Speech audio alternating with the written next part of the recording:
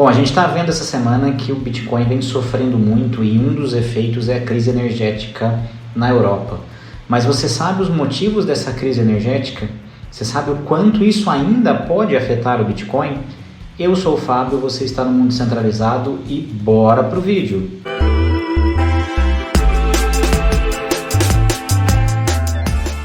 Bom, gente, o que acontece na Europa hoje?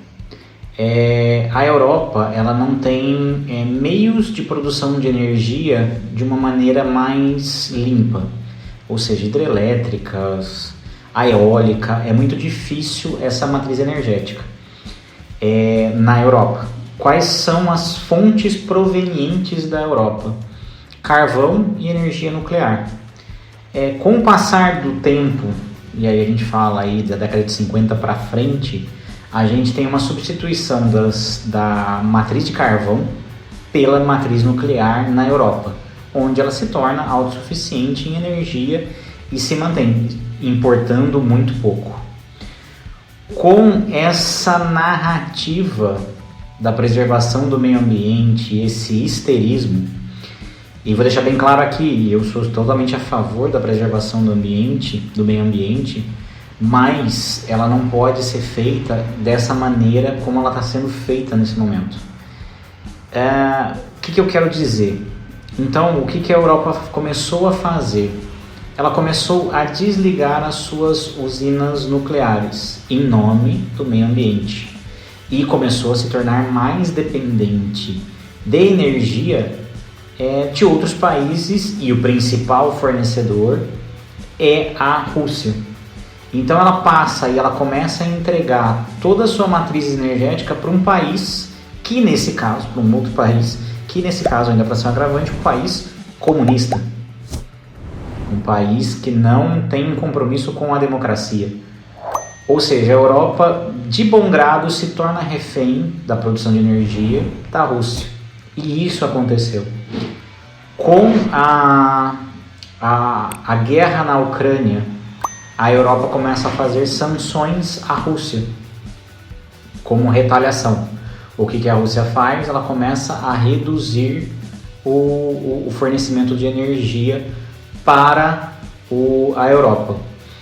Chegando ao ponto de segunda-feira, o Putin declarar que ele iria fechar até as sanções serem removidas. A Europa voltou a contra-atacar, falando que iria colocar um teto no preço da energia vinda da Rússia, do gás vindo da Rússia. E a Rússia fala que vai fechar de vez com essa solução. O que é pior para a Europa nesse momento é a questão do inverno. Hoje a gente está finzinho de verão, começo de outono lá. A Europa é muito fria, ela precisa de aquecimento. E esse gás e essa energia é de extrema importância. Com isso, economicamente, o que está acontecendo? Os preços estão disparando, porque a energia é o básico para um país e uma economia se movimentar. Sem energia a gente não faz nada hoje em dia, nada. A gente é extremamente dependente.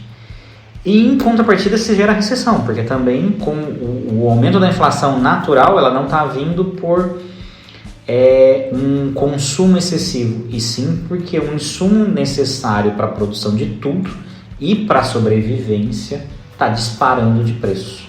Ainda essa semana, a União Europeia, através de vários países, deram várias medidas de tentativa de subsídio para essa energia, que deve funcionar a curto prazo, que deu uma acalmada no mercado, mas isso não se sustenta a um período longo.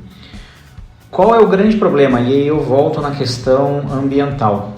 E aqui eu não estou falando que a gente não deve preservar o meio ambiente, mas nunca um país pode abrir mão da sua soberania na produção de energia, por exemplo, em nome de uma agenda histérica. Por que eu falo histérica?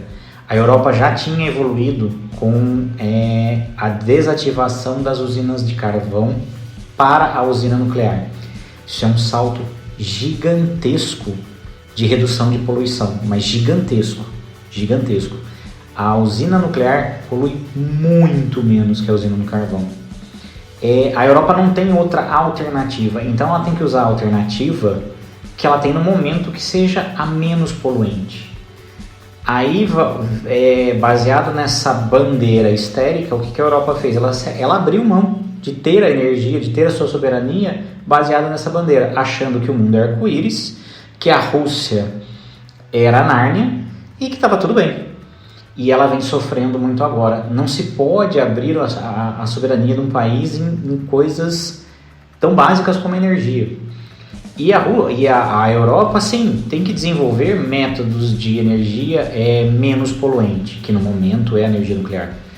Depois principalmente de alguns acidentes em algumas usinas nucleares, se demonizou esse tipo de energia, mas não é bem assim. Ela é relativamente de baixa poluição. E bem tratado e conservado as usinas e evitando riscos de explosão ou de vazamentos, ela é uma energia que pode sim ser aproveitada e é uma alternativa aos países que não têm uma matriz energética mais limpa. Tanto que a Alemanha adiou a desativação de mais 2 usinas nucleares que fariam agora em dezembro, passaram para abril, e eu acho que não vão adiar, já estão discutindo em adicionar como energia limpa a energia nuclear na lei, para poder voltar e ativar as usinas, e eu acho que esse é o caminho. Ainda é uma fonte que pode poluir, então vamos estudar e pesquisar outros métodos de energia que não polua tanto para se tornar eficaz, mas nunca abrir mão.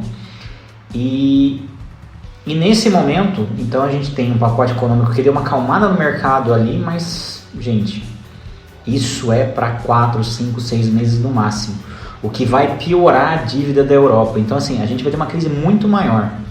Essa crise ela deve perpetuar 2022 e 2023.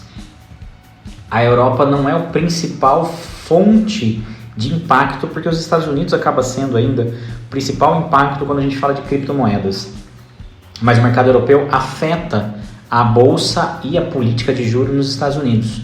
Então sim, a gente deve ter esses efeitos acontecendo e refletindo no preço das criptomoedas e do Bitcoin ali, devido a essa política. A estimativa é de 5 anos para a recuperação da Europa. Óbvio que a gente não vai ter essa crise absurda por 5 anos.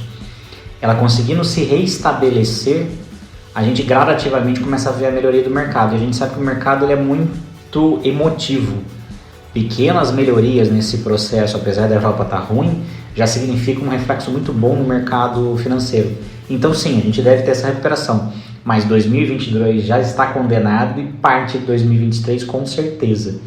Então, a gente falar num bull market das criptomoedas rapidamente, não vejo. 2022 eu não vejo perspectiva da gente voltar a ter Bitcoin a 30 mil, 32 mil. Ele vai flutuar nessa faixa que está, podendo até cair mais, porque as notícias não são boas, o que vem vindo. Também não acho que é o fim das criptomoedas. Eu acho que ela vai encontrar o seu fundo, e assim que toda essa questão passar, aí sim a gente vai ter um bull market, e aí com possibilidades de ganho absurda, porque a gente vai ter uma recuperação muito rápida dos valores. Mas voltando à questão do meio ambiente, acho que, e para deixar claro a minha posição. Hoje a gente tem uma narrativa muito forte sobre isso, que é uma narrativa somente. Então você vê pessoas famosas se indignando com o meio ambiente, mas usando o seu jatinho para andar 15 minutos ao invés de ir de carro, poluindo pra caramba, viajando no seu iate onde tem uma poluição absurda. Acho que a gente tem 2 exemplos claros de eu vou chamar de terrorismo ambiental. Eu acho que é nessa narrativa, e é isso que as pessoas fazem que levou a Europa a chegar nessa situação. Uma muito forte que veio e aí eu vou pegar do básico, tá, gente? Vou pegar uma bem simples e depois eu vou pegar uma outra mais absurda. É o uso do canudinho de papel. Então, nossa, precisamos acabar com o uso do canudinho plástico. Legal, bacana, redução de plástico, eu acho fantástico isso. Então vamos usar o canudinho de papel. Tal, na fabricação do canudinho de papel ele é embrulhado em plástico. Ou seja, individualmente, hein? Individualmente. Ele é embalado em plásticos individuais. Ou seja, teve redução efetiva do consumo de plástico? Quanto isso reduziu de plástico e quanto isso ainda aumentou de papelão? Então assim, você tem um outro insumo sendo usado.